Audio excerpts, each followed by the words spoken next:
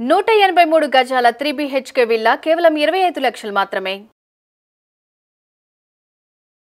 నమస్కారం ప్రియ చౌదరి గారు. నమస్తే అమ్మా. పిల్లల్లో మనం ఇవాళ చూస్తే కొంతమంది పిల్లలనే అంటే పెద్దవాళ్ళ ఇంట్లో ఏది చెప్పినా సరే ఇది చెయ్యొద్దు, లేదంటే ప్రస్తుతం మన ఆర్థిక స్తోమత ఇది, అలా కాదు ఇలా కాదని చెప్పేసి చెప్పినా కూడా, అంటే మంచి చెప్దాం అనుకున్నా కూడా పిల్లల్లో కోపం, అసహనం, దానితో పాటు ఇంట్లో ఏదన్నా రిజెక్షన్ అనేటువంటిది వినిపిస్తే పెద్దవాళ్ళ మీద అరవటం, తిట్టడం, లేదనంటే కొంతమంది పిల్లలు మ్యాన్ హ్యాండ్లింగ్ కూడా చేస్తున్నారు. అంటే అక్కడ దాకా ఉంది ప్రస్తుతం ఉన్నటువంటి.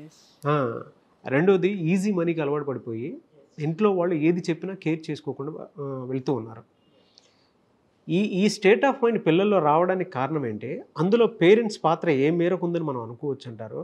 అండ్ ఈ అతి కోపం వల్ల క్షణికావేశంలో పిల్లలు చేసేటువంటి దుర్మార్గాలు అంతా ఎంత కాదు. ఇవాళ ఈ వీడియో చేసేటప్పుడే అంటే ఇది మా ఇంట్లో జరిగేదే అని ప్రతి పేరెంట్స్ కూర్చొని చూసి కింద కామెంట్ బాక్స్లో కూడా పోస్ట్ చేస్తారు. మా పిల్లల పరిస్థితి ఇదే, మా పరిస్థితి ఇదే అని మేము చెప్పలేకపోతున్నాము అని. వాళ్ళకు ఒక వాయిస్ కూడా కావాల్సినటువంటి అవసరం ఉంది. వాళ్ళకి సొల్యూషన్స్ కూడా దొరకట్లేదు ఎక్కడా కూడా. సో దాన్ని బేస్ చేసుకుని అడుగుతున్నాను, ఎలా అండి పిల్లల్లో ఏం లోపించడం వల్ల ఇది ఎక్కువగా జరుగుతుందంటారు ఓవరాల్గా మాట్లాడుకుంటే? పిల్లల్లో లోపం ఏం లేదు నాగరాజ్. ఉన్న లోపం అంతా వ్యవస్థలో ఉంది, పేరెంట్స్లో ఉంది. ఎందుకంటే ఇక్కడ రెండు విషయాలు. ఫస్ట్ పేరెంట్స్ని తీసుకుందాం. ఈ పేరెంట్స్ ఏంటి అని అంటే నెల విడిచి సాము చేస్తున్నారు చాలామంది కూడా. ఇప్పుడు నెలకి ఒక 10,000 సంపాదించేవాడు, అంటే నేను ఇక్కడ ఎవరిని తప్పు అనట్లేదు, కానీ తప్పే అది మాట్లాడుతున్నాను నేను. ఎవరు యాక్సెప్ట్ చేసినా చేయకపోయినా దీస్ ఆర్ ఆల్ ఫ్యాక్ట్స్. నెలకి 10,000 వచ్చేవాడు కూడా వాడి పిల్లలకి ఖర్చు పెట్టేది 10,000 చదువు కోసం. ఓకే, చాలామంది నాతో ఆర్గ్యూ చేస్తారు ఏంటంటే అన్నీ అలాగే ఉన్నాయి కదండి, డబ్బు లేకపోతే ఎక్కడుందండి, డబ్బు లేకపోతే ఏముందండి అని అంటారు. వ్యవస్థ ఇలా చతికిలబడడానికి కారణం మనం వేసే ఓటు కాదా? ప్రతి ఒక్కదానికి నేను ఓటుకే లింక్ పెడతాను. నేను నువ్వు ఎంచుకున్నటువంటి ప్రజాప్రతినిధులను ఎంచుకున్నావు, నువ్వు క్వశ్చన్ చేసేటువంటి హక్కు నీకు ఉంటుందని నువ్వు మర్చిపోయావు. నువ్వు బానిసలాగా బ్రతుకుతున్నావు. ఎవరికి బానిసలాగా బ్రతుకుతున్నావు అంటే నువ్వు ఓటు వేసి నువ్వు ఎన్నుకున్నటువంటి ప్రజాప్రతినిధి నుంచి నీకు పుట్టిన బిడ్డ వరకు కూడా నువ్వు బానిసలాగానే బ్రతుకుతున్నావు. కారణం ఏంటి అనంటే నీకేం చేయాలో నీకు ఒక అవగాహన లేకపోవడం. నువ్వు ఓటు ఎవరికి వేయాలో అవగాహన లేదు, అలాగే నీ బిడ్డను ఎలా పెంచాలో అవగాహన లేదు. అసలు నీ ఆదాయంకి మించి నువ్వు ఖర్చులు పెడుతున్నావు, నీ ఖర్చులు హద్దు దాటిపోతున్నాయి, వాటిని ఎలా కంట్రోల్లో పెట్టుకోవాలో కూడా నీకు అర్థం కావడం లేదు. ఈరోజు నాగరాజు గారు నేను చెప్తున్నాను, కరెక్ట్గా క్రెడిట్ కార్డులు తీసేయండి, హౌసింగ్ లోన్స్ తీసేసేయండి. ఇప్పుడు చెప్పండి, లక్షాధికారులు ఎంతమంది ఉన్నారు, ఆస్తిపరులు ఎంతమంది ఉన్నారు చెప్పండి. ఒకప్పుడు ఒక కారు కొనాలి అంటే ఊరు మొత్తంలో ఒక కారు ఉంటే చాలా గ్రేట్ అండి. ఒక మోతబరికో లేకపోతే ఒక పెద్ద ల్యాండ్ లార్డ్కో లేకపోతే బాగా ధనవంతులకో కార్లు ఉండేవి. ఎప్పుడుండే పూర్తి డబ్బు తీసుకెళ్ళి కడితేనే వాడు కారు ఇచ్చేవాడు. అది ₹1,00,000 కారు. ఆ రోజుల్లో ₹1,00,000 చాలా గొప్పది. ఆ రోజుల్లో కారు కాస్ట్ ఇవాళ 10 లక్షలు ఉంటే ఆ రోజు కూడా అదే వాల్యూ, ₹1,00,000 కూడా. అది మొత్తం తీసుకెళ్ళి వాడికి ఇస్తే తప్ప వాడు కారు ఇచ్చేవాడు కాదు. అక్కడ ఈఎంఐలు లేవు, లోన్లు లేవు, ఏమీ లేవండి. ఇవాళ చూడండి, ఇంటికి ఒక కారు వచ్చిన రోజు పోయి మనిషికి ఒక కారు కొనుక్కుంటుంటే మీరు రోడ్డు మీద చూడండి ఎన్ని పార్కింగ్, బిల్డింగ్ కట్టేవాడి దగ్గర పార్కింగ్ లేదండి. రోడ్ల మీద మీరు వెళ్తూ ఉంటే ఎన్ని పార్కింగ్లు, ఎన్ని కార్లు ఉంటాయంటే చిన్న చిన్న సందుల్లో సాయంత్రం అయ్యేసరికి మొత్తం కార్ పార్కింగ్లు ఉంటాయి. 30 ఫీట్ రోడ్లో కార్ పార్కింగ్లకి ఎవరండి అలౌ చేస్తున్నారు? ఎవరండి అసలు వీళ్ళని కంట్రోల్ చేస్తున్నారు? ఇంటింటికి ఒక కారు వచ్చి కూర్చుందండి ఈరోజు నాగరాజు గారు. మీరేమంటారు? మనిషి ఎదగద్దా అంటారు. మనిషి ఎదగడం వస్తువుల్లో కాదు నాగరాజు గారు, జ్ఞానంలో ఎదగాలి. నువ్వు కారు తీసుకొచ్చి ఇంటి ముందు పెడుతున్నావు, బాగుంది. ఆ కారుకి తగ్గట్టు హోదాన్ని నువ్వు మెయింటైన్ చేయడానికి నువ్వు మానసికంగా, ఆర్థికంగా ఎన్ని ఒత్తిళ్ళకి గురవుతున్నావు, ఎన్ని అడ్డదారులు తొక్కాల్సి వస్తుంది. నేను అందరినీ అనట్లేదు, ఎన్ని జరుగుతున్నాయో నాకు తెలుసు. నా చుట్టుపక్కల నేను చూస్తున్నాను, నా ఇంట్లో చూస్తున్నాను, నా పక్కన చూస్తున్నాను, అన్ని చోట్ల నేను చూస్తున్నాను. వీటన్నిటి ఒత్తిడిలో వీడేం చేస్తున్నాడు? ఫాల్స్ ప్రెస్టేజెస్లో ఇవాళ మనిషి బ్రతుకుతున్నాడు. రైట్. ఈరోజు సరే ఉద్యోగం చేసుకుంటున్నారు కదా, లోన్ తీసుకుంటే ఒక ఇల్లు వచ్చేస్తుంది అంటే ఆ ఇంటికి లోన్ ఎన్ని సంవత్సరాలు కట్టాలండి? 15 ఏళ్ళ నుంచి 25 ఏళ్ళు లోను. అంటే వీడు బ్రతుకున్నంత వరకు ఆ ఇంటికి లోన్ కడుతూ ఉంటే కొడుకు పెద్దవాడు వచ్చేసరికి ఆ ఇల్లు వాడికి మిగులుతుంది అని మనం అనుకుంటాం. కానీ ఈలోపు ఉద్యోగాలు ఊడిపోయి లోన్లు కట్టలేక ఇల్లు అమ్ముకొని మళ్ళీ అద్దెంట్లోకి వచ్చి అసలు ఏం చేస్తున్నారో వాళ్ళకి జ్ఞానం, అవగాహన లేనటువంటి సిచ్యుయేషన్లో ఇవాళ ఎంతమంది ఉన్నారు. ఈరోజు మనకు అన్నీ కనిపిస్తున్నాయి నాగరాజు గారు. అన్నీ ఉండడానికి ఇల్లు ఉంది, తిరగడానికి కారు ఉంది, కారులో పెట్రోల్ ఉంది, అన్నీ ఉన్నాయి. కానీ లేనిదేంటో చెప్పమంటారా? మనిషిలో జ్ఞానం లేదు. ఎలా బ్రతకాలనేటటువంటి అవగాహన లేదు, పిల్లల్ని ఎలా పెంచాలనేటటువంటి అవగాహన పేరెంట్స్లో అస్సలు లేదు. చాలామంది పేరెంట్స్ ఏమనుకుంటున్నారు అనంటే పిల్లల్ని పక్కన కూర్చొని 24 గంటలు చదువు చదువు చదువు అని చెప్పేసి అని రుద్దేసుకుని వాడి ఫస్ట్ క్లాస్ తీసుకొచ్చి చేతిలో పెట్టేస్తే మేము సాధించేసామని మాట్లాడుతున్నారు. పిల్లలకి చదువుతో పాటు ఫిజికల్ యాక్టివిటీ ఉండాలని ఎంతమంది పేరెంట్స్ ఆలోచిస్తున్నారు చెప్పండి? ఫిజికల్ యాక్టివిటీ అంటే ఈ మధ్య కొత్తగా వచ్చిన ఏంటంటే జిమ్లకి వెళ్ళి కండలు పెంచితే ఫిజికల్ యాక్టివిటీ అని మాట్లాడుతున్నారు. ఒక ఎల్కేజీ పిల్లవాడికి అపార్ట్మెంట్ కింద ఆడుకుంటానికి ప్లేస్ ఉందా అండి? ఒక ఎల్కేజీ పిల్లవాడికి నువ్వు పంపించే స్కూల్లో వాడు ఆడుకుంటానికి కావాల్సినంత ప్రకృతిపరమైనటువంటి స్వేచ్ఛ ఉందండి? లక్షలు కడుతున్నాం, మనం ఫీజులు కడుతున్నాం. ఏ ఒక్క స్కూల్లో వాడు బయటకు వచ్చి ప్లే గ్రౌండ్లో ఆడడానికి ఎన్ని ఎకరాల స్థలం వాడికి ఉంది ఒకసారి చూపించమని చెప్పండి. అందరం గవర్నమెంట్ స్కూల్లోనే చదువుకున్నాం. గవర్నమెంట్ స్కూల్ ఒక మూలకుంటే మొత్తం 10 ఎకరాలు 50 ఎకరాలు ఎవడో ఒక మహాత్ముడు ధర్మాత్ముడు ఆ స్కూల్ కట్టించి ప్లే గ్రౌండ్ వదిలేశారండి. దాంట్లో నేను చదువుకున్న స్కూలు విజయవాడలో మొన్న గవర్నమెంట్ స్కూల్ వెళ్ళి చూస్తే కళ్ళల్లో నీళ్ళు వచ్చినాయి నాకు. అది ఎంత పెద్ద వెనక పెద్ద ఒక 5-6 ఎకరాల ప్లే గ్రౌండ్ ఉండేది, ముందు ఒక 10 ఎకరాలు ఉండేది. తీరాలో మొన్న వెళ్ళి చూస్తే మొత్తం గవర్నమెంట్ అంతా కమర్షియల్ కాంప్లెక్స్లు కట్టేసేసింది. ఎందుకంటే స్కూల్లో పిల్లలు లేరు కాబట్టి దాన్ని ఇంకొక దానికి వాడుకుంది. ఆ ముందరంతా కూడా దేనికో ఆ స్కూల్ బిల్డింగు, ఆ రేకుల షెడ్లు, దాంట్లో మేము చదువుకుని ఎంతమంది మేధావులు అయ్యారండి. అది ఇవాళ నిర్వీర్యంగా పడి ఉండడం అనేది నాకు కళ్ళల్లో నీళ్ళు కలిగించింది. ఎలాంటి స్కూల్స్ కిటకిటలు ఆడుతున్నాయి అనంటే కంపార్ట్మెంట్లు, అవి అపార్ట్మెంట్లు కాదు, స్కూల్స్ కాదు, కంపార్ట్మెంట్లో గనక ఒక ట్రైన్ భోగి నిండిపోద్ది తొక్కుతారు చూసారా, అలా తొక్కి ఒక హ్యూమిడిటీ క్రియేట్ చేసి, ఒక హ్యూమిలేషన్ అన్నమాట క్రియేట్ చేసి దాంట్లో పిల్లల్ని పెడుతుంటే వాళ్ళు మీరన్నట్టు కొట్టడము, తిట్టడము, అసహనానికి గురవడము ఇవన్నీ చేయక ఏం చేస్తారండి? వాడి శరీరానికి ఇవ్వాల్సినటువంటిది మీరు ఇవ్వట్లేదు, వాడి మనసుకి ఎదుగుదలకి కావాల్సినటువంటి జ్ఞానాన్ని మీరు ఇవ్వట్లేదు. నువ్వు అజ్ఞానంలో బతుకుతూ వాడిని అదే అజ్ఞానంలో పెడుతూ ఉంటే వాడిని నిన్నెలా అర్థం చేసుకోవాలో వాడికి అర్థం కాక వాడు ఏవేవో వెతుక్కుంటూ బయటకు పోయి, ముఖ్యంగా వాడు బుసలు కొడుతుంటే ఆ యొక్క విషయం కాటుకి నువ్వు ప్రమాదంలో పడ్డావు ఈరోజు. కానీ దారుణం కదండి. దారుణం అని ఎందుకు మాట్లాడుతున్నావు? ఎవరి దారుణం? మానసిక క్షోభ చాలా ఎక్కువ ఉంటుంది. అంటే ఫస్ట్ నువ్వు పిల్లల్ని ఎలా పెంచాలో నేర్చుకో నాగరాజ్ గారు. ఫస్ట్ ఇవాళ ఎల్కేజీ వాళ్ళు ఏ స్కూల్లో జాయిన్ చేస్తున్నామమ్మా అంటే, నేను చాలా పెళ్ళిళ్ళకి పేరెంటాలకి వెళ్ళడం మానేసే విరక్తి వచ్చేసింది నాకు ఈ మధ్య కాలంలో. మరీ ఇంపార్టెంట్ అయితే తప్పితే నేను వెళ్ళట్లేదు. కూర్చుంటే మా వాడు ఫలానా స్కూలు ఎవరికి అడగరు, స్కూల్ అని పేరు చెప్తే తెలిసిపోతుంది. ఎన్ని లక్షల ఫీజులు, వాడు ఏ కారులో వెళ్తాడు, వాడికి ఎన్ని హాలిడేస్లో ఏ దేశానికి వాడిని తీసుకెళ్తున్నాడు, లేకపోతే ఇంకొకటి ఏంటి ఎప్పుడు చూసినా ఆ ఫైనాన్షియల్గా వాడికి ఎంత తగలేస్తున్నారు అనే దాని మీద సంభాషణలు వస్తున్నాయి తప్ప ఒక నలుగురు కూర్చొని ఉంటే నువ్వు బాగున్నావా, ఎలా ఉన్నావు, మీ అత్తగారు ఎలా ఉన్నారు, మీ మామగారు ఎలా ఉన్నారు, అందరూ ఎలా ఉన్నారు అని కష్ట సుఖాలు మాట్లాడుకునేటువంటి స్థితిని దాటిపోయి ఈరోజు నువ్వు కమర్షియల్గానే నువ్వు మాట్లాడుతూ కూర్చుంటే నీ బిడ్డ అది నేర్చుకోక ఏం నేర్చుకుంటాడు? నెంబర్ 1 ఇది కుటుంబ వ్యవస్థ. ఇప్పుడు నేను దేనికి వస్తాను? వ్యవస్థ మీదకు, సమాజం మీదకు వస్తా. సమాజంలో నీ కుటుంబం లాంటిది నీ పక్కన ఇంకొక కుటుంబం ఉంది, అదే ఇంకొక కుటుంబం ఉంది.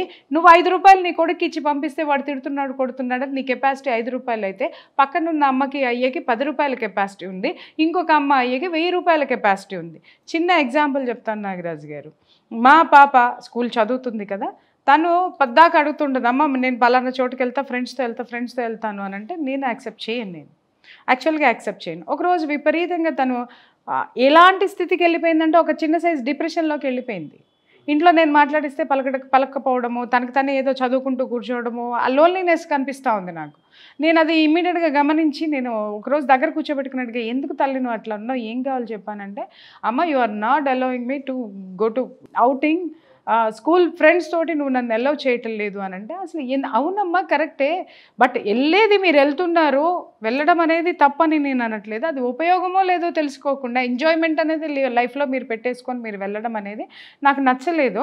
కావాలి అనంటే ఒక 10 సార్లకైతే ఒకసారి నువ్వు వెళ్ళమ్మా అని అంటే, అప్పుడు తను చెప్పిన స్టోరీ విన్న తర్వాత నేను షాక్ అయ్యానండి. ఏంటి అనంటే, ఎవ్రీ టైము వాళ్ళు అవుటింగ్కి వెళ్ళాలంటే ఒక్కొక్కళ్ళు 5,000 రూపాయలు తీసుకొని బయటకు వస్తున్నారు. వాళ్ళు ఏ క్లాస్? 9th క్లాస్ అండి. 9th క్లాస్ పిల్లలకి 5,000 రూపాయలు పాకెట్ మనీ ఎక్కడి నుంచి వస్తుంది? సో నేను ఇంట్లో ఒప్పుకోను అని చెప్పేసి మా పాప ఏదో ఒక వంక చెప్తుంటే పిల్లలు ఎంత తెలివిగా ఉన్నారో చూడండి. తెలివితేటలు అనుకోవాలో మరి లేకపోతే ఓవర్ థింకింగ్ అనుకోవాలో, ఓవర్ మెచ్యూరిటీ అనుకోవాలో అర్థం కాదు. తేజస్విని నువ్వు మీ మదర్ ఏది చేసినా కూడా అడ్డు చెప్పదు అని అంటావు, కనీసం నీకు టార్గెట్స్ పెట్టదు అని అంటావు, నీకు స్వేచ్ఛగా ఎదగడానికి నీకు అవకాశం ఇస్తుంది అని అంటావు, మరి మేము ఎక్కడికి రమ్మన్నా నువ్వు ఎందుకు రావు అని అంటే no no no no I think నీకు ఫైనాన్షియల్ ప్రాబ్లం ఉంది అనేది మాకు అర్థమైంది. చూడండి, నువ్వు ఆర్థికంగా నువ్వు చాలా తక్కువ లోలో ఉన్నావు కాబట్టి you are not able to come and you are not able to spend, కాబట్టి మేం ఖర్చు పెడతాము నువ్వురా. అమ్మ ఇది ఎలా ఉంటుంది, నాకు ఈ మాట ఎలా ఉంటుంది? ఇప్పుడు నువ్వు ఇస్తావు, నాకు ఏది కావాలన్నా నువ్వు ఇంత ఖర్చు పెడుతున్నావు, నువ్వు ఇది అని కాదు, నీ అకార్డింగ్ టు యువర్ లైఫ్ ఇది బిజీని తీసుకో, ఏదైనా తీసుకో. అలాగే నా ఫైనాన్షియల్ స్టేటస్ దీన్ని బట్టి కూడా నేను నిన్ను ఇబ్బంది పెట్టకూడదని నేను మానేస్తుంటే నాకు ఇలాంటివి వస్తున్నాయి, నేనేం చేయాలి? దీనికి చెప్పండి, కింద కామెంట్లో రాయండి అమ్మా. దీనికి ఏంటి జడ్జిమెంటు? ఏం చేయాలి? నేను ఇమ్మీడియట్గా 5,000 ఇచ్చి మా పాపను బయటికి పంపించాలా, లేకపోతే డిప్రెషన్లో నుంచి తీసుకొని బయటికి తీసుకురావడానికి వెళ్ళి ప్రిన్సిపల్తో మాట్లాడాలా, క్లాస్ టీచర్తో మాట్లాడాలా, లేకపోతే వాళ్ళ పేరెంట్స్తో మాట్లాడాలా? వ్యవస్థ ఎక్కడి నుంచి ఎక్కడికి వెళ్ళు అనుకుని పోయి ప్రిన్సిపల్తో నేను మాట్లాడాను అనుకుందా, మాకేం సంబంధం అమ్మా బయట తిరిగే విషయాలు. కానీ ఈజీగా మాట్లాడతారు. ఒకప్పుడు ఏంటంటే బయట సమస్యలు ఉంటే మేము వెళ్ళి పేరెంట్స్తో సమస్యలు ఉంటే టీచర్లకు చెప్పేవాళ్ళం, టీచర్లకు సమస్యలు ఉంటే పేరెంట్స్కి చెప్పేవాళ్ళం. ఇక్కడ ఏది ఎక్కడ ఏమి చెప్పడానికి లేదు. పేరెంట్స్ చెప్తే టీచర్లు పట్టించుకునే పరిస్థితి లేదు, మాట్లాడే. ఎందుకంటే పేరెంట్స్ని క్వశ్చన్ చేసాము అని అంటే స్కూల్లో నుంచి పిల్లోడు అక్కడ వెళ్ళిపోతాడని వాళ్ళు నోరు మూసుకొని కూర్చోవటం. ఇక్కడ వ్యవస్థని కరెక్ట్ చేసే పనిలో ఎవరు లేదు, కలెక్ట్ చేసే పనిలో మాత్రమే ప్రతి ఒక్కళ్ళు ఉన్నారు. ఇది వాస్తవము. Underline this point, right? ఇంకా అప్పుడు మా పాపను ఏం చేసామంటే, సరే నాన్న నువ్వు వెళ్ళు అని చెప్పేసి ఆమె ఎక్కడికి వెళ్తుందో ముందే తెలుసుకుని వాళ్ళ ఫాదర్ అక్కడ అబ్జర్వేషన్ పెట్టుకొని అక్కడ ఎవరో ఒకళ్ళని, ఎందుకంటే ఆయనకి బోల్డ్ అంత నెట్వర్క్ కాబట్టి అక్కడ అబ్జర్వేషన్ పెట్టుకొని మా పాపని పంపించడం అనేది జరుగుతుంది. అలాగని చెప్పి అన్ని వేళలో అన్ని వేలు ఖర్చు పెట్టుకుంటూ కూర్చోవడానికి ఇక్కడ ఏమన్నా కొండలు ఉన్నాయండి? కొండలు ఉన్నా కూడా అవి కరిగిపోతాయి. అంటే స్థితిని అంత డబ్బు ఇచ్చి పంపించే పేరెంట్స్ అనాలా, ఆ డబ్బు వాళ్ళు తీసుకొని వస్తుంటే ఇంకా నా పాప అర్థం చేసుకుంది కాబట్టి నన్ను ఇబ్బంది పెట్టలేదు, వాళ్ళ ఫాదర్ని ఇబ్బంది పెట్టలేదు. అదే ఇప్పుడు మీరు అన్నారు కొడుతున్నారు తిడుతున్నారు అనడానికి కారణం ఏంటంటే ఇదిగో ఇవే కారణాలు. నాగరాజు గారు, నువ్వు నీ స్థితికి మించినటువంటి దాంట్లో నీ పిల్లల్ని నువ్వు జాయిన్ చేసావు. అక్కడ ఉన్నటువంటి వాతావరణాన్ని నువ్వు ఇవ్వాలి, తప్పకుండా ఇవ్వాలి. ఎన్నాళ్ళు ఇస్తారు? వీళ్ళు ఇచ్చినన్నాళ్ళు ఇస్తారు. వీళ్ళ వల్ల కానప్పుడు ఏం చేస్తారంటే వాడిని కొడతారు, వాడిని తిడతారు. అప్పటి వరకు వాడు అలవాటు పడిపోయి ఉంటాడు ఖర్చులు పెట్టడానికి, ఖర్చుకి, లేకపోతే వాడి యొక్క లైఫ్ స్టైల్కి. కానీ చెప్పేది ఎవరండి? పేరెంట్స్. ఏ పేరెంట్స్కి చెప్పే ఓపిక ఉంటుంది చెప్పండి కూర్చోబెట్టి? ఇంకొకటి రీసెంట్గా నేను గమనిస్తున్నాను, చాలామంది పిల్లలు సాయంత్రం అయ్యేసరికి నాగరాజు గారు బయటికి వెళ్ళిపోతున్నారు. 8th క్లాస్ చదివే పిల్లల దగ్గర నుంచి 6th 7th క్లాస్ పిల్లల దగ్గర నుంచి రాత్రి 11, 12, 2ంటికి ఇంటికి వస్తే పేరెంట్స్ నోరెత్తి అడగడం లేదండి. ఎందుకు అడగడం లేదు నాగరాజు గారు? ఎందుకో మావాడేదో పీకేస్తున్నాడు, మావాడు రాత్రిపూట తిరగడం అనేది ఒక గొప్ప ఇది. వాడికి 9వ తరగతి రాగానే బైకులు కొనిచ్చేస్తున్నారు, వాడికి 10వ తరగతి రాగానే ఇంకేదో కొనిస్తున్నారు, ఇక కాలేజ్ ఇంటర్కి రాగానే కార్లు వచ్చేస్తున్నాయి. మీరు వాడి వయసుకు మించినటువంటి ఆ యొక్క సౌలభ్యాల్ని సౌకర్యాల్ని మీరు ఇచ్చేస్తుంటే వాడు కరెక్ట్ ఏజ్లోకి వచ్చేసరికి ఇంకొకటి దానికి మించింది ఎత్తుకుంటూ పోతున్నాడు. అక్కడ కాదు మరి వాళ్ళు పేచి పెడుతున్నారు కదండి, ఎంతసేపు అని చూస్తాం, ఇప్పుడు వెక్స్ అయిపోతాం కదా ఇంట్లో. అది మామూలుగా పేచి పెట్టరు. నేను ఇప్పుడు 3 పరిస్థితులు చెప్పాను నాగరాజు గారు. 1 పేరెంట్స్ వాళ్ళకి అలవాటు చేయటము, 2 వ్యవస్థ ఎలా ఉందో చెప్పడం. ఇప్పుడు ఈ రెండింటిని ఎలా బ్యాలెన్స్ చేస్తారో మీరు చెప్పండి. నేను అడుగుతున్నాను, ఇన్నాళ్ళు మట్టి నేను సమాధానాలు చెప్తున్నాను కదా, ఇప్పుడు నేను అడుగుతున్నాను, మీరు చెప్పండి సమాధానం. వ్యవస్థలో ఉన్న వాళ్ళు ఇట్లున్నారు, డబ్బున్నమ్మయ్యే ఇచ్చి పంపిస్తున్నారు, ఖర్చు పెట్టుకోండి, ఎంజాయ్ చేయండి మీరు జీవితం. కొత్తగా ఏం మాట్లాడుతున్నారంటే మేము జీవితంలో ఏం ఎంజాయ్ చేయలేదండి, పిల్లలు ఎంజాయ్ చేస్తారండి. నీ పిల్లోడు ఎంజాయ్ చేస్తాడు, నీ పిల్ల ఎంజాయ్ చేస్తుందమ్మా, మా లాంటి వాళ్ళ పరిస్థితి ఏంటి? ఇప్పుడు మీరు అడిగారు కదా, ఇంట్లో పిల్లలు కొడుతున్నారు, తిడుతున్నారు, ఇంకేమనంటే ఏమన్నా చేసుకుంటున్నారు, లేకపోతే ఏదన్నా అవుతున్నారు. పక్కవాడి ప్రభావము ఇన్ఫ్లుయెన్స్ బాగుంటుంది. ఇదివరకు ఇలాంటి ఒక పిల్లోడి చేతిలో డబ్బులు కనిపించినాయి అనంటే ఎమ్మటే పేరెంట్స్ వచ్చి టీచర్లు చెప్పేవాడు, మా వాడు ఇంట్లో నుంచి డబ్బులు తీస్తున్నాడంటే, లేదా మమ్మల్ని డబ్బులు అడుగుతున్నాడంటే ఇటు పడేసి కొట్టేవాడు మాస్టర్, లేకపోతే టీచర్ కొట్టేది. నోరు మూసుకొని ఆ భయంతో నోరు మూసుకొని ఉండేవాళ్ళు. అసలు ఇక్కడ కోఆర్డినేషన్ ఎక్కడుంది నాగరాజు గారు? కోఆపరేషన్ ఎక్కడుంది? ఎవడికి వాడే తోపో. ఒక చిన్న ఎగ్జాంపుల్ చెప్తున్నాను, మీరు ఇన్ని మాటలు మాట్లాడుతున్నారు కదా, స్కూల్లోకి సంబంధించినటువంటి ఒక చిన్న విషయం, పేరెంట్స్ ఇది అందరిది తప్పు. మీరు గెలికారనన్నీ, ఇది ఇట్స్ ఎ వాస్ట్ సబ్జెక్ట్, అది 10 నిమిషాల్లో చెప్పేదైతే కాదు, చెప్పుకుంటూ పోతే ఎన్ని ఉన్నాయి. ఒక చిన్న ఎగ్జాంపుల్ చెప్తాను. ఒక స్కూలు చాలా మర్యాదలతోటి నడుపుతున్నటువంటి ఒక స్కూల్ పిల్లల్ని చాలా ట్రెడిషనల్గా అంటే తానులు చుట్టుకురమ్మని కాదు, పద్ధతిగా ఉండమని చెప్పేటటువంటి స్కూల్లోకి ఒక అమ్మాయి ఒక వెస్ట్రన్ డ్రెస్సు, బాగా వెస్ట్రన్ డ్రెస్ అనమాట. ఈ అసలు జారెడ్ గుడ్డలే ఉన్నాయి ఒంటి మీద. ఆ డ్రెస్ వేసుకుని వస్తే ప్రిన్సిపల్ పాపం దండం పెట్టి, ఇలాంటివి వేసుకురావడానికి వీల్లేదు, నువ్వు ముందు అర్జెంటుగా నీకు టైం ఇస్తున్నాను, నువ్వు ఇంటికి ఫోన్ చేసి బట్టలు తెప్పించుకొని నువ్వు వేసుకోమ్మా, లేదంటే మాత్రం ఇంటికి వెళ్ళిపో అని చెప్పేశారంటే, నేను వేసుకోను అని అంటే మర్యాదగా ఇంటికి పంపించేశాడు ఆయన. అమ్మ నువ్వు ఇలా కూర్చుంటానికి నా అలౌ చేయను, 9th class are 10th class అమ్మాయి. పంపించేశాడు. పంపించేసిన తర్వాత ఆ నెక్స్ట్ డే ఇమ్మీడియట్గా తల్లి వచ్చేసింది బయటికి. తల్లి వచ్చేసి ఇమ్మీడియట్గా మీద పడిపోతుంది, ప్రిన్సిపల్ మీదకి పడిపోయి, అసలు ఎలా మా అమ్మాయిని నువ్వు డ్రెస్ వేసుకోవద్దని చెప్పేసి అని అబ్జెక్ట్ చేస్తావు నువ్వు. I have a right. అంటే ఈ రైట్లు బాగా తెలుస్తాయి సార్, రైట్లు మాత్రం బాగా తెలుస్తే, కానీ డ్యూటీస్ ఎవడికి తెలియదు. అదే వచ్చిన ప్రాబ్లం చెప్తున్నాను కదా నేను ఇక్కడ. బాధ్యతలు ఎవడికి పట్టక్కర్లా, పక్కవాడికి ప్రకృతికి ఇబ్బంది కలగకుండా నువ్వు ఎట్టన సావు, ఎట్టన బ్రతుకు. కానీ ఇక్కడ ఏమవుతుంది, నేను బతకడానికి హక్కు ఉంది అంటున్నావు, హక్కుతో పాటు పక్కన ఇంకొకటి ఉన్నాయి బాబు బాస్, అది మర్చిపోతున్నారు. పక్కవాడికి అబ్జెక్షన్ ఉంటే వాడు పోలీస్ కేసు పెట్టేటటువంటి హక్కు వాడికి కూడా ఉందన్న సంగతి వీళ్ళు మర్చిపోతే ఎట్లాగా. వచ్చి ఇట్టా పక్క గయ్య గయ్య గయ్య అని అరుస్తుంటే ఆయన ఎందుకన్నా మంచిదని చెప్పి బయట ఉన్న పేరెంట్స్ని పిలిచాడు. ఇది సంగతి సిచ్యుయేషన్ ఏంటి అని అంటే, అప్పుడు అందులో ఉన్నటువంటి ఒక పేరెంట్, మగపిల్లవాడు ఉన్నటువంటి పేరెంట్ ముందుకు వచ్చి, అమ్మ అయ్యా అభ్యంతరం అనేది డెఫినెట్గా ఉంటుందండి, మగపిల్లలు ఉన్నటువంటి స్కూల్ కదా, ఎట్లా ఎలా చేస్తారంటే మేమే అబ్జెక్ట్ చేస్తాము, అది పిల్లలు పాడైపోతారు అది ఇది అని చెప్పేసి అనమాట. ఎవడరా నువ్వు మాట్లాడడానికి, ఇదే మాట మాట్లాడింది దట్ ఉమెన్. ఇదేమండి ఎవడరా నువ్వు, నా ఇష్టం, నా కూతురు, నేను ఫీజు కడుతున్నా, కట్టు వస్తుంది, నీ కొడుకుని నీ తిన్నగా పెంచు, నీ కొడుకుని తిన్నగా అంటే ఇది గుడ్డలోడు తీసుకొని చూపించేస్తుంది, కొడుకుని మాత్రం వాడు తిన్నగా కళ్ళు బ్యాండేజ్ చేసుకోరా అని పంపాలా బ్లైండ్గా. వాడికి వయసు లేదా, వాడికి మనసులో గిలి పుట్టదా, వాడికి ఉంటాయి కదా, నీకుంటే దొరద నీకుంటే మరి వాడికుంటే గిలి వాడికి ఉండదా. అది ఏమైనా చెప్పు వస్తాయా, చూపిస్తేనే వస్తాయి ఏదైనా కానీ, తిడుతున్నానని కాదు కానీ ఇక్కడ అనేసరికి గయ్యమని ఆయన మీద పడిపోయేసరికి పక్కన ఒక ఆడపిల్ల తల్లి ఉంది. ఇమ్మీడియట్గా వచ్చి, ఏంటమ్మాయి దాని నుంచి చూస్తున్నాను నేను, ఏంటి మాట్లాడుతున్నావు, ఆయన్ని తిట్టావు ఈయన్ని తిట్టావు, ఏం మాట్లాడుతున్నావు, నేను ఆడపిల్ల తల్లిని, నేను అబ్జెక్ట్ చేస్తున్నాను అని అంది. ఎవరివే నువ్వు, అసలు చాలా వెరీ పాష్ అనమాట, వెరీ పాష్. ఆ ప్రిన్సిపల్ మీదకి ఎలా పడిపోతుందంటే, ఇదిగో అసలు ఇలా పక్కకి ఎంత స్లీవ్లెస్ వేసుకొచ్చిందో నేను చూడలేను. నేను చూసావా, నా డ్రెస్ చూసావా అని అతని మీద పడిపోతుంది. దిస్ ఈజ్ ఐఎమ్ వేరింగ్, ఇది నా స్టైలు, ఇది నా కల్చరు, నువ్వు నేర్చుకో. ఎక్కడ బతుకుతున్నావు నువ్వు, తాతల కాలంలో బ్రతుకుతున్నావా, ఇది చూసావా అని మీద పడుతుంది. మీద పడేసరి ఇమ్మీడియట్గా ఏంటమ్మా మాట్లాడుతున్నావు నువ్వు, ఆడపిల్ల తల్లిని నేను అబ్జెక్ట్ చేస్తున్నా అంటే, వత్తవే నువ్వు, షీఈ్ ఎడ్యుకేటెడ్, ఆవిడ డాక్టర్ ఇంకా చెప్పాలి అంటే, ఎవత్తవే నువ్వు అనేసరికి ఆవిడ ఇమ్మీడియట్గా లేచిన చెయ్యి పక్కనున్న వాళ్ళు ఆపారు. ఏం మాట్లాడుతున్నావు, నీ కూతురు వేసుకొచ్చి ఆ పనికి మాలిన గుడ్డలు రేపొద్దున నా కూతురు కొనేవమని రోజు నాకు ఇంట్లో గొడవ చేస్తుంది, నేను అలాంటి దౌర్భాగ్యపు గుడ్డలు వేసి పంపించడానికి నేను సిద్ధంగా లేనని చెప్పేసి వేసుకునేసరికి అందరి నోళ్ళు లెగిసి మీద పడిన తర్వాత, నేను ఈ స్కూల్ నుంచి టీసీ ఇచ్చే, నేను తీసుకుపోతానని చెప్పేసి తిప్పోయింది. ఇప్పుడు చెప్పండి నాగరాజు గారు, మనం ఎక్కడ తప్పని మాట్లాడాలి. తిలా పాపం తలా పిడికె, వ్యవస్థలో సరిగా లేరు, విద్యా వ్యవస్థలో ఉన్నటువంటి వాళ్ళకి ఏమీ పట్టావు. చెప్పాను కదా, ఏ విధమైనటువంటి డిసిప్లిన్ లేదు, కలెక్షన్ మాత్రమే ఉంది, కరెక్షన్ లేదు.